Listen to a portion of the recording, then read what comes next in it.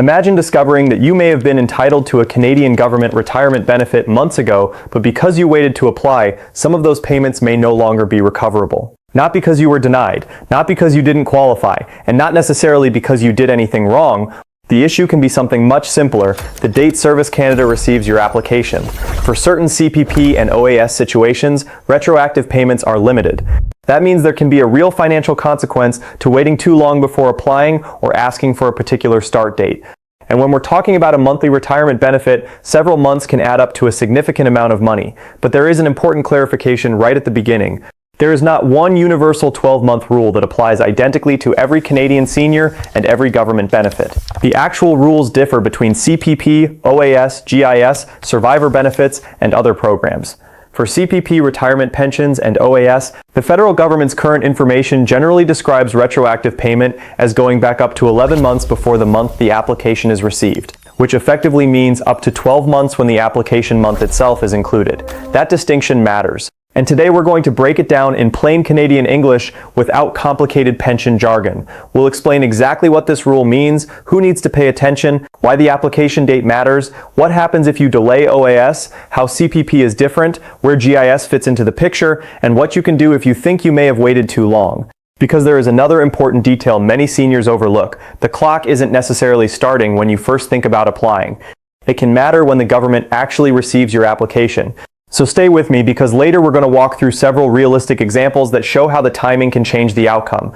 And if you enjoy straightforward explanations about CPP, OAS, GIS, Service Canada, and retirement benefits, subscribe to the channel and turn on notifications so you don't miss important updates. Let's get started. When people hear the phrase 12-month rule, they sometimes assume the government has created a simple rule saying every senior has exactly 12 months to claim every benefit. That's not what the legislation and government guidance actually say. The situation is more precise. For a CPP retirement pension, if you apply after age 65, you can request a retroactive start date. The current Government of Canada guidance says the retroactive start date may be as early as 11 months before the month Service Canada receives your application, and it cannot be earlier than the month after your 65th birthday. OAS has a similar concept. If you're already over 65 when you apply, Service Canada says it may provide a retroactive payment for up to a maximum of 11 months from the date it receives your application. So why do people call this the 12-month rule? Because if the month you apply is included, you can effectively be talking about roughly a year's worth of payments. But here's the important part: those months don't simply accumulate forever while you wait. Suppose someone becomes eligible for a benefit and waits much longer than the permitted retroactive period before applying. They shouldn't automatically assume that the government will go all the way back to the original eligibility date and pay every missed month. That is where the potential financial loss comes in. Let's make this concrete. Imagine a person is eligible for a monthly benefit and waits several years before applying. If the applicable retroactive rule only permits payment for the most recent limited period, the earlier months may not simply become a giant check waiting for them. That's why application timing deserves attention, and this is especially important for seniors who think, "I'll deal with it later." Later can be harmless in some situations. But with a benefit that has limited retroactivity, later can sometimes mean money that cannot be recovered. Now there's a second issue that makes this even more interesting. Not every delay is a mistake. Sometimes a person deliberately delays OAS because delaying OAS can increase the monthly OAS pension. The Government of Canada allows eligible people to voluntarily delay OAS as late as age 70, and the OAS pension increases by 0.6% for each month of voluntary deferral. So we have to separate two very different situations. One is deliberately delaying a benefit because you've made a retirement income decision. The other is forgetting, misunderstanding the rules, or simply failing to apply when you intended to start receiving it. Those are not the same thing. And that distinction is going to become very important when we talk about OAS and GIS. Here's the part I want every viewer to remember. If a benefit has a limited retroactive payment period, the date the government receives your application can become extremely important. Think about two people. Both are 67 years old. Both have potentially qualifying circumstances. Person A applies promptly. Person B says, "I'll get around to it." Several months go by. Then person B finally applies. The difference isn't necessarily that person B suddenly became less eligible. The issue may be that the allowable retroactive window has moved forward with time. That is why the phrase, "It starts the day you ask," is useful as a warning, but we should phrase it accurately. The critical date is generally connected to when the application is received, not simply the day you casually call someone or mention that you intend to apply. For CPP retirement pension applications, the government tells applicants to apply in advance and says an application can be made up to 12 months before the chosen start date. That's a very different concept from waiting until after the fact. Applying ahead of time can give Service Canada time to process the application and establish the chosen start date. Now consider someone who is already past 65. They may have several decisions to make. Do they want their pension to start now?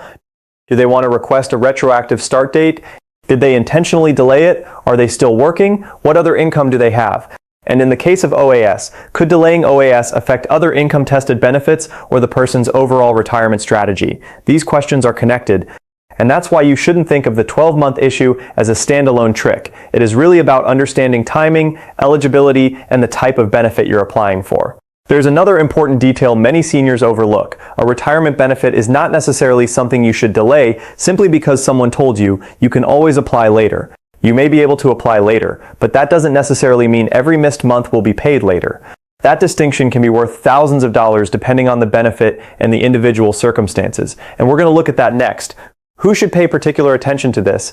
First, people who are already over 65 and have not yet started their CPP retirement pension. Second, people over 65 who have not started OAS and are unsure whether they intentionally delayed it or simply never completed the application. Third, people who believe they were eligible for GIS or another income-tested benefit but never properly completed the application process. Fourth, seniors who assumed that receiving one government pension automatically meant every other benefit would begin automatically. And fifth, families dealing with a deceased spouse or partner, because survivor benefits have their own rules and deadlines. Let's start with CPP retirement benefits. CPP retirement pension is not automatically paid simply because you turned 65. You need to apply unless you're already receiving a related CPP benefit that transitions according to the applicable rules. The Government of Canada specifically tells people to choose their pension start date and apply. It also recommends applying in advance. Now imagine someone who reaches 65, keeps working, and decides they don't need CPP yet. That's a legitimate retirement decision. They might choose to start later. But there is a difference between saying, I intentionally delayed my CPP, and saying, I forgot about CPP for 3 years. Those two situations should never be treated as identical. The same principle applies to OAS. Most people don't have to apply if Service Canada has enough information to automatically enroll them. The government says an enrollment letter is normally sent around the 64th birthday when automatic enrollment applies, but if you don't receive that letter or your information is incorrect or you want to change your start date, you may need to take action. So if you're 64, 65, 66 or older and you're unsure about your OAS status, don't simply assume everything is happening automatically. Check. That simple step can prevent confusion later. And then there's GIS. GIS is different because it's an income-tested supplement connected to OAS. The amount can depend on income and family circumstances, and the program is reviewed annually. The Government of Canada says GIS benefits are reviewed each year using the federal tax return, with the new payment information generally reflected in July. That means GIS requires ongoing attention. It's not enough to think about it once at age 65 and forget about it forever. And this is one of the reasons tax filing matters so much for seniors. Even though GIS itself isn't taxable, failing to file your tax return can cause a disruption in payments. So the larger lesson is this: Canadian retirement benefits operate on different clocks. CPP has one set of rules, OAS has another. GIS has income testing and annual review rules. Survivor benefits can have their own retroactive limits. And that brings us to one of the most misunderstood parts of this entire subject. Let's talk about CPP first. CPP retirement pension can start as early as age 60 or as late as age 70, with the monthly amount affected by the age at which you start. The Government of Canada says people should consider their health, financial circumstances, and retirement plans when deciding when to start. Starting earlier can provide income sooner, but generally results in a smaller monthly pension. Starting later can produce a larger monthly pension.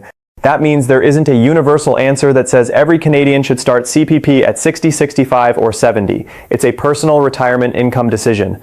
But once you are past 65 and considering a retroactive start date, the limited retroactive period becomes important.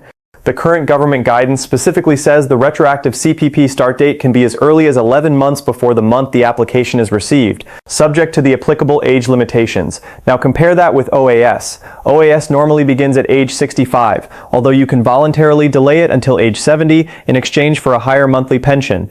But delaying OAS creates an important trade-off. If you deliberately defer OAS, the higher monthly amount can be part of the strategy. However, the Government of Canada says that if you delayed receiving OAS, you cannot receive retroactive payment for the period during which you deliberately deferred it. That's critical. Let's say someone deliberately delays OAS. They later apply and request an earlier effective date. The government can apply the applicable deferral increase based on the months of delay, but the increase doesn't necessarily mean they get a retroactive payment for every month they chose to wait. The government provides an example where a person delays OAS and later requests an earlier start date. The monthly pension can reflect the applicable deferral increase, but the increase does not apply to the earlier period in the same way. So if you are considering delaying OAS, don't confuse deferral with late application. Those are two completely different situations, and this is exactly why a catchy headline like 12-month rule can be useful for getting someone's attention, but the actual rules need to be understood before making a decision. Now let's talk about the phrase thousands of dollars. I want to be very careful here. We're not going to invent a government benefit amount. We're not going to tell you that every senior is guaranteed to lose a specific amount. Your actual monthly benefit depends on your circumstances, your contribution history, age, eligibility, income, and other factors. But the mathematics is simple. If a monthly benefit is represented by the letter M, then 12 months of payments would be approximately M multiplied by 12. So if a person's applicable monthly benefit were $500, 12 months would represent $6,000. If the applicable monthly benefit were $800, 12 months would represent $9,600. Those are simply mathematical examples, not promises of what anyone will receive. And the point isn't that everyone is going to lose those amounts.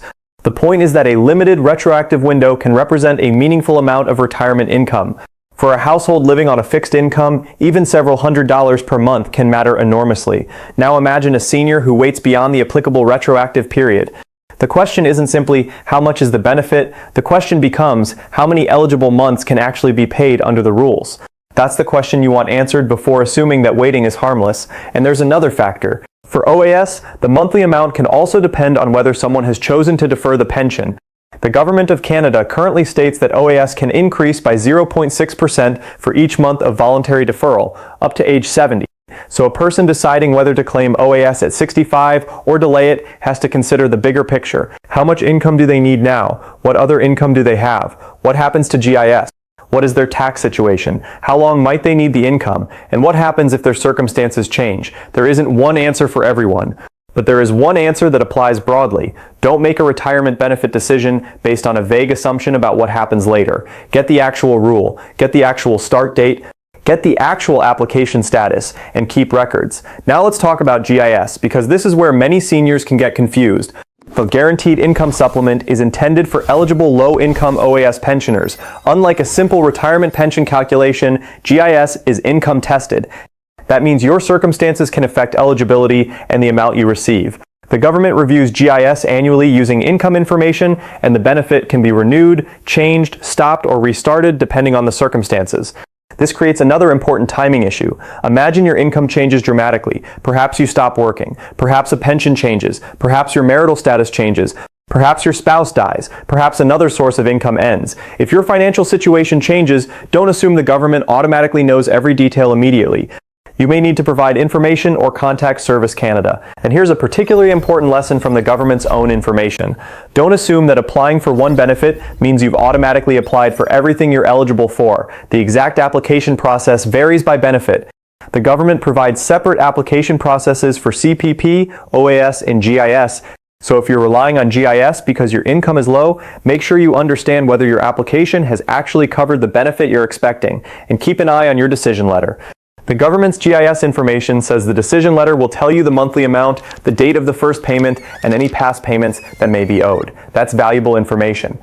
Don't put that letter in a drawer and forget about it. Read it. Check the effective date, check the amount, check whether past payments are included. If something doesn't make sense, ask. Because another common mistake is assuming that silence means everything is correct. It doesn't. And now we're getting to the practical part. One of the biggest mistakes is simply waiting. A senior thinks, I'll apply next month. Next month becomes next year, and suddenly the person is asking whether all those missed payments can be recovered. Another mistake is misunderstanding the word retroactive. Retroactive does not automatically mean unlimited. A benefit can be retroactive while still having a maximum retroactive period. That's exactly why the current CPP and OAS guidance matters. For CPP Retirement Pension, the government describes a maximum retroactive start period. For OAS, it also describes a maximum retroactive payment period. The limits are not unlimited. A third mistake is confusing eligibility with payment entitlement for every past month. You might have met the general eligibility conditions at an earlier point. That doesn't necessarily mean every month going back indefinitely will be paid when you finally apply. A fourth mistake is assuming that turning 65 automatically activates everything. Some people are automatically enrolled in OAS, others need to apply. The government specifically says you may need to take action if you didn't receive an enrollment letter, if the information is wrong, if you want to delay or change your start date, or if you've turned 65 without starting or formally delaying OAS. A fifth mistake is ignoring tax filing because GIS isn't taxable. That's true about the tax treatment of GIS itself, but tax filing is still important because GIS eligibility and renewal rely on income information.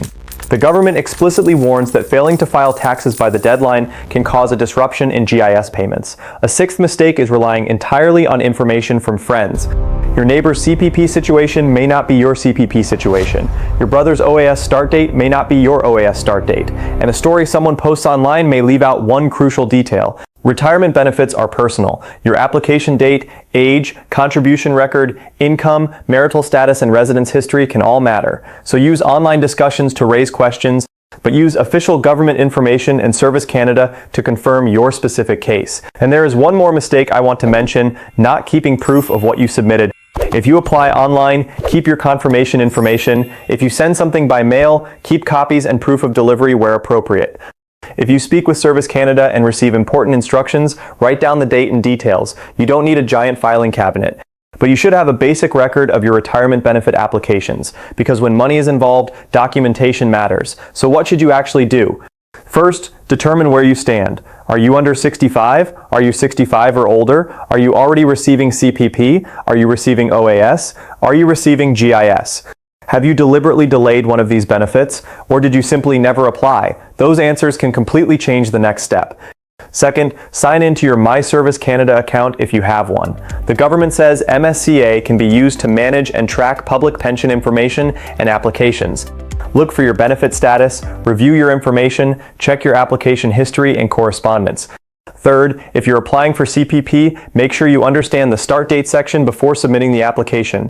The government specifically tells applicants to choose their pension start date before applying. Don't rush through that section. Fourth, if you're already over 65 and believe you should have started CPP or OAS earlier, ask about retroactive eligibility specifically. Don't just say, "I want my pension." Ask, "What is the earliest start date I can receive under my circumstances?" That is a much more useful question. Fifth, if you believe you may qualify for GIS, make sure your application and income information are complete and make sure your tax returns are filed. Sixth, if you receive a decision that you believe is incorrect, don't assume the decision is final forever. The government provides a reconsideration process for CPP and OAS decisions. For CPP, the current guidance says a written request for reconsideration should generally be made within 90 days of receiving the decision letter. And seventh, if your circumstances are complicated, get individual advice. Especially if you're dealing with multiple pensions, foreign residence, marital changes, survivor benefits, a late application, or a long delay. A few minutes of clarification can be worth far more than guessing. And if this information is helping you understand the Canadian retirement system, this is a good point to subscribe to the channel. We cover CPP, OAS, GIS, Service Canada, and important retirement rules in plain language because understanding the system is one of the best ways to protect the income you've earned. Now let's address the question some viewers may already be asking. What if I've already waited? First, don't panic. Second, don't assume the money is automatically gone. Third, don't assume that all of it will automatically be paid either. You need to determine your individual situation. If you're over 65 and you haven't applied for CPP Retirement Pension, look at the current retroactive rules. If you're over 65 and haven't started OAS, look at the OAS retroactive rules and determine whether you deliberately delayed it or simply didn't apply.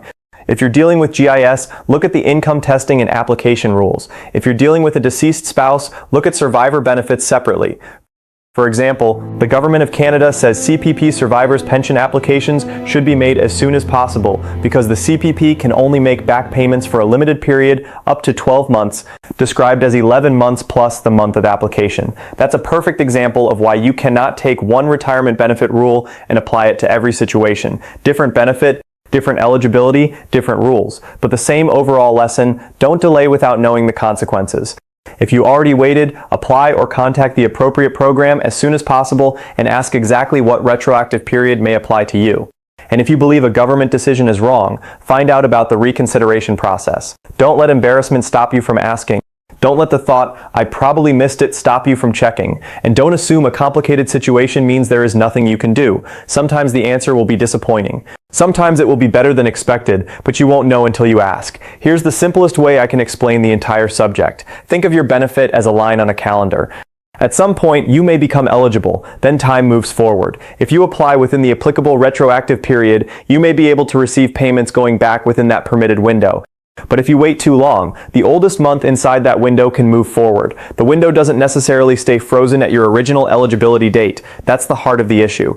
And this is why the application date can matter so much, not because the government is secretly taking away benefits every morning, not because everyone has exactly 365 days, but because certain programs have specific limits on how far back payments can be made, and those limits can make a real difference. Now let's connect this to OAS deferral one more time. If you're deliberately delaying OAS, you're making a financial choice. The government allows voluntary deferral and increases the OAS pension for each month of delay up to age 70. That's different from accidentally delaying your application. One is a strategy. The other may simply be an administrative delay. Don't confuse the two. Before delaying OAS, understand how the decision fits into your complete retirement income plan. And if you're receiving or expecting GIS, understand that GIS is income tested and reviewed annually. A decision that looks attractive for OAS alone may have a different effect on your overall household income. That is why retirement planning should look at the whole picture. CPP, OAS, GIS, employer pensions, RRSPs, RRIFs, TFSA savings, employment income, taxes, and household circumstances. The goal isn't to maximize one number. The goal is to create a sustainable retirement income strategy. Now let's talk about dates. If you're approaching 65, start paying attention before your birthday.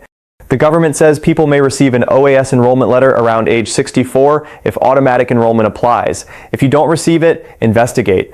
If you're planning CPP, remember that CPP applications can be submitted in advance. The government says up to 12 months before the chosen start date. If you're already past 65 and considering retroactive CPP or OAS, don't wait unnecessarily. And if you're receiving GIS, remember the annual review cycle. The government says GIS is reviewed each year using your tax return, with a letter in July indicating whether your benefit is renewed, stopped, resumed, or requires more income information. These dates aren't just administrative trivia, they can affect cash flow. And for someone living on a fixed income, cash flow matters. Keep your decision letters. Keep your application confirmations, keep your tax records, keep your benefit statements, and keep track of when you submitted important documents. If a problem occurs, having documentation can make it much easier to explain what happened. So let's bring everything together. The 12-month rule is not one universal rule that applies exactly the same way to every Canadian government benefit, but there is a very real issue behind the headline. For certain CPP and OAS situations, retroactive payments are limited. The Government of Canada currently says CPP Retirement Pension can generally be retroactive to as early as 11 months before the month the application is received, subject to the applicable rules. For OAS, the government says that if you're already over 65, you may receive retroactive payment for up to a maximum of 11 months from the date the application is received. That means waiting can matter, but there is another side to the story. Deliberately delaying a pension can be a completely different decision. OAS can be voluntarily deferred, and the monthly amount can increase as a result. CPP can also be started at different ages, with the monthly amount affected by the chosen start date. And GIS is different again because it is income tested and reviewed annually. So the lesson isn't claim everything immediately, and the lesson isn't wait as long as possible. The lesson is know what you're delaying, why you're delaying it, and what the rules say about the consequences. If you're already over 65 and haven't applied for CPP or OAS, investigate your situation. If you're approaching 65, don't ignore the letters and deadlines. If you're receiving GIS, keep your tax filing and income information up to date. If you've experienced a major life change, don't assume your benefits will automatically adjust.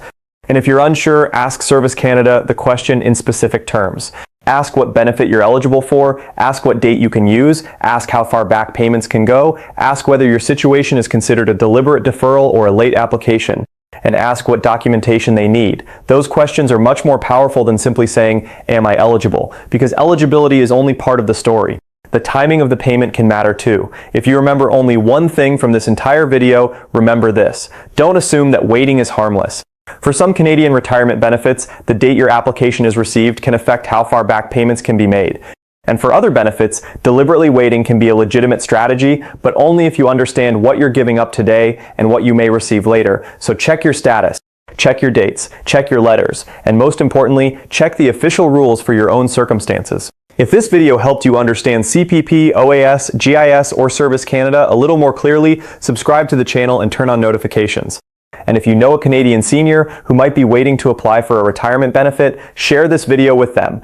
Sometimes the most valuable retirement advice isn't about finding a complicated investment. Sometimes it's simply knowing when to ask the right question. Thanks for watching, stay informed, and take care of your retirement income.